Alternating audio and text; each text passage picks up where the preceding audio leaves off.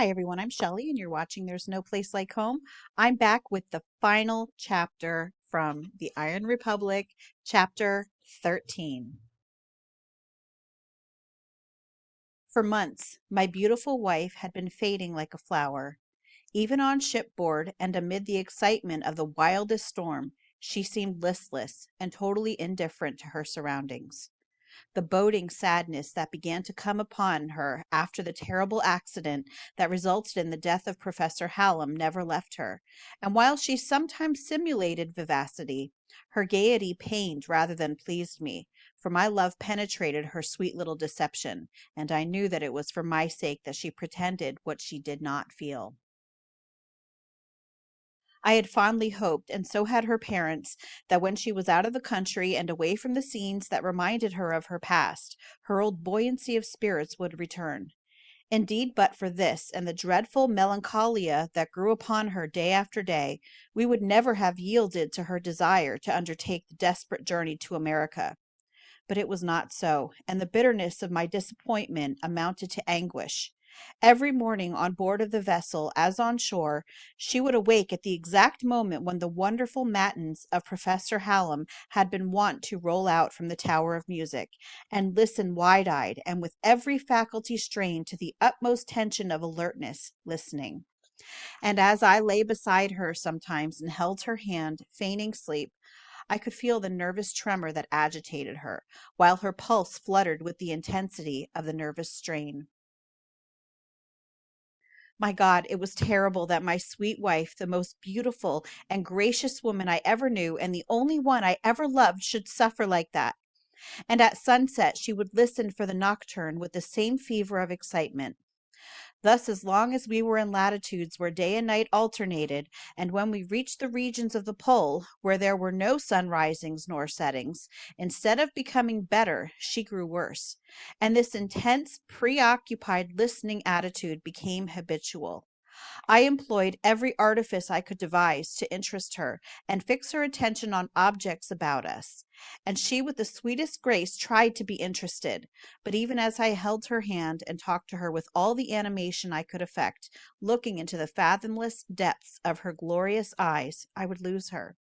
With the most intense concentration of mind she would follow me and sense what I was saying for a few minutes, and then she listened indeed, but not to me, and oh, she tried so hard. One evening we stood by the rail on the quarter deck looking out over the hissing brine at the sun, which hung red upon the horizon. It seemed as if it were just ready to sink out of sight, though really it had been but slightly above the horizon for many days. As I stood with one arm around her and holding her hand, her gaze was fixed on the red ball of fire that touched the ocean's rim and which was reflected in her eyes like the flashes in an opal. I drew her to me and spoke ardently of what I had hoped to accomplish when we reached my own country, even putting my face against hers as I spoke. But I do not think she heard me. Like one hypnotized, she seemed totally oblivious of her surroundings, and I saw with a pang of anguish that she was listening for the strains of that glorious nocturne, such as was never heard except from the Tower of Music, and such as was never played by any hand save that of the dead master. And then I believed my heart broke. Then a pain struck through my breast that has never ceased from that hour to this, waking or sleeping. Dropping her hand, I fell forward with a groan, and catching the rail, rested my head upon it. Starting as if she had been struck, my darling came back to herself, and with a cry fell down at my feet, and with a torrent of broken words and sobs begged me to forgive her.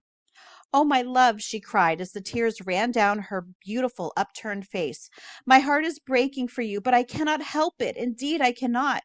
Oh, when I cannot see you or hear you, my heart aches for you with never ceasing misery. I have struggled and I have prayed, but God will not help me. And I have feared that you might not understand, that you might think, oh, what shall I say? That you might not think that I love you, and you only, with all my heart. Oh, my husband, pity me and forgive your poor, miserable, unfortunate wife. Oh, oh, oh," and she fell forward with her face against my knees, sobbing and quivering with the violence of her emotion. lifting her gently in my arms while my heart was bursting. I carried her down into the cabin and laid her on her bed, and with her arms still about my neck as when they held me back from a fearful death that summer afternoon. I fell on my knees by the bedside, and with my face against hers, wept with her. And in the dim twilight of the cabin, while the sun hung red upon the rim of the sea, and the billows rustled along the vessel's side with a sad murmur like the sighing of an autumn wind, she told me that Professor Hallam's music had always impressed her in a way that she could not understand, that whenever she heard his wonderful matins and nocturnes, she seemed to lose herself, and was borne away on the billows of harmonious sound. She told me that she could even divine the music in advance of the playing, and I knew each bar when she heard it as well as if she had composed it herself. Stranger than all, she said she always knew by some mysterious influence the very moment the music was going to begin, and that she knew by that influence, that mysterious something, that the master was playing now, was playing all the time, and while she could not hear the music, by this strange power which dominated her, she felt it, and knew what unutterable strains were being rendered in heaven or somewhere. She told me as she lay there with her soft arms about my neck and her dear face touching mine, that if she had the skill to set it down fast enough, she could write the grand music that was being rendered day and night and day after day without cessation. At first, she said she only felt it evenings and mornings, and then more and more, until finally, when we passed into the zone where there was no alternation of day and night, she felt that he was playing all the time. She could not hear it, but she felt its beauty, and could not escape its power.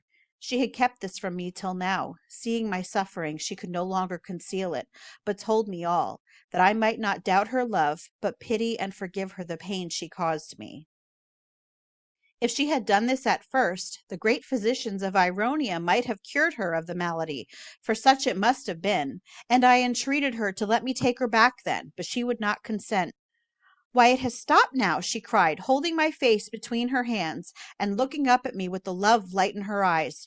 "It stopped short off when you fell against the rail, and I know he would never play again, even to the angels, if he knew it caused me sorrow." And as I gazed into her face and saw the old look in her eyes, I thanked God and prayed that the spell might be broken, and that she might never again fall under the power of the dead man's music. I knew not that the end was so near, and when it came, it was as if God had struck me with a thunderbolt out of a clear sky. For a week she had not come on deck, and had scarcely been on her feet during the time. The hallucination that possessed her had not recurred since the day she told me all, and I was sure that in some inexplicable way her violent emotion at that time had been the means of breaking the spell. But the improvement I had looked for from that day did not come, and she grew weaker physically day by day, or rather from hour to hour, as there was no alternation of day and night. We had sighted Barrington Strait and was laying off and on, keeping the towering ice wall in sight, and waiting for a wind that would drive us through the current that runs like a mill race through the channel. For hours my beautiful wife, now so frail and white as to seem almost ethereal, had reclined on the lounge in the cabin with her eyes half closed, and such an expression of heavenly peace upon her face that I felt awed as though in the presence of an angel. I was sitting at a table trying to fix my mind upon a chart that I was making of the ice coast and the entrance to the strait, when with a slight cry she clasped her hands and opened wide her eyes with that look of listening expectancy I knew so well. Springing to her side with a half uttered imprecation, I kneeled beside her and caught her clasped hands in mine. "Listen," she whispered excitedly. "He is going to play. I feel it. Ah, now he is playing. It is the glorious nocturne he played that evening when we were by the river. Hark, I can hear it. Oh, so grand." Her eyes closed, and she moved her head forward and front, side to side, for some moments, keeping time. "Edward, my husband, where are you?" "I am here, darling," I cried passionately, pressing her hands and imprinting a kiss on her partly opened lips. "Then I am content." And withdrawing one of her hands from mine, she put an arm around my neck. I started to speak caressingly to her when she stopped me with a quick, "Hush, I am going to sing." He is playing the prelude. Now he is motioning me to begin. Now!" And inhaling a deep breath, she began to sing the great peace hymn of the Republic. Of old, when down the star-girt sky the angel voices swelled and ran, this was the burden of their cry: "Peace, peace on earth, goodwill to man." In the refrain, "Peace, peace, peace on all the earth, peace. Peace, peace, peace among all men, peace." Her voice swelled grandly and floated out over the black ocean. She drew my face down upon her bosom, and as the triumphant notes of this magnificent hymn, the masterpiece of Professor Hallam, rose and fell, my heart seemed to melt within me, my tears gushed forth, and I felt as if my spirit was outborne on the wings of song, far above the sphere of earthly hope and passion, beyond the sound of discord, beyond the veil of darkness, into a great luminous ethereal space that throbbed with the rhythmic measures of the music of the spheres. And as I floated upward on the waves of unutterable melody where there was no horizon and no sky, an angel held me by the hand and about the neck, and that angel, I felt, had been my wife. I was aroused by a touch on the shoulder, and looking up I saw the kind face of Captain Brent bending over me. "Where am I?" I asked in a dazed way. "You are in the hands of Almighty God," replied the captain solemnly, "who doeth all things well." I staggered to my feet and gazed about me, and then looking down, saw the earthly image of my wife, still and white as a reclining statue of marble. Her eyes were closed as though in slumber, and her lips were parted with a smile, and I realized that God had struck me the final blow. With a calmness I could not understand, I motioned him out of the cabin, and bowed myself in the presence of my dead. When I went on deck again, the sun had disappeared below the horizon, and fingers of golden fire pointed from the rim of the black ocean to the zenith that was flushed with rosy light. But why should I linger with these sorrowful details? I was not stirred by any emotion and felt nothing except that dull pain in my heart which has never left me. Captain Brent was like a father, and the boys pressed my hand with a silent sympathy that expressed far more than words. I say I was not moved by any great emotion, except once, when, after Captain Brent had read the solemn service for those who are buried in the sea, and motioned to the mate to take me into his cabin while they committed my idol to the deep. Then for a time I was crazed.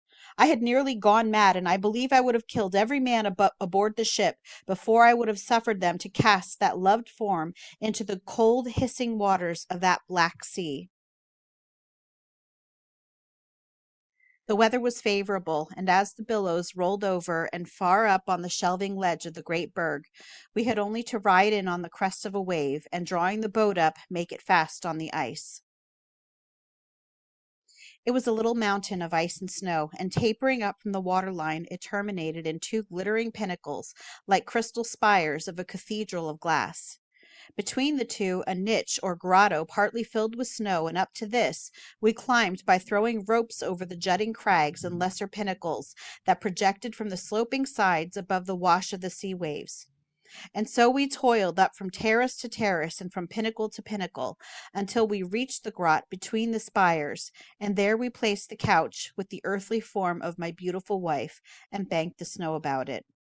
Below, the black sea sobbed and moaned about the base of the great iceberg, and above, the wind sang among the crevices and pinnacles of the resonant ice like 100 Aeolian harps, swelling in fitful gusts until the triumphant chords rang out like strains from the tower of music. And there we left her a marble queen upon a crystal throne, alone with God and the angels.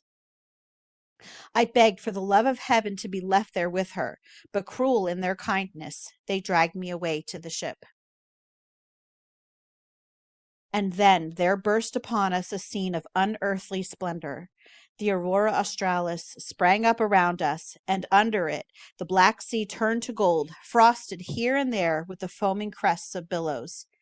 Every rope and spar of the ship stood out white in the spectral light, and the great icebergs in their whiteness and stillness and silence looked like ghosts preternaturally enlarged. The twin spires of the crystal mausoleum gleamed like sapphires, and in the grot between, magnified by the wondrous light and irradiated by its ineffable glory, was revealed the form of my lost wife. And while the amber and golden light played around the towering berg, radiating from it like a halo, fluttering like banners and angels' wings above it, we drew away until it became a mere flashing gem upon the sea of gold. And that, my friends, is the end of the chapter, and thus that is the end of the book. I hope that you enjoyed this series. I am hoping to start reading The Destruction of Jerusalem next week, which is a nonfiction. So if you like this video, give it a thumbs up. If you haven't subscribed and would like to hear more of what I have to say, I would love if you would do that. If you have any questions or comments, you can leave one down below. And if you like my work and would like to become a channel member, I will leave a link in the description box for that as well, or you can just click on it right on my channel page. And I hope you have a great day.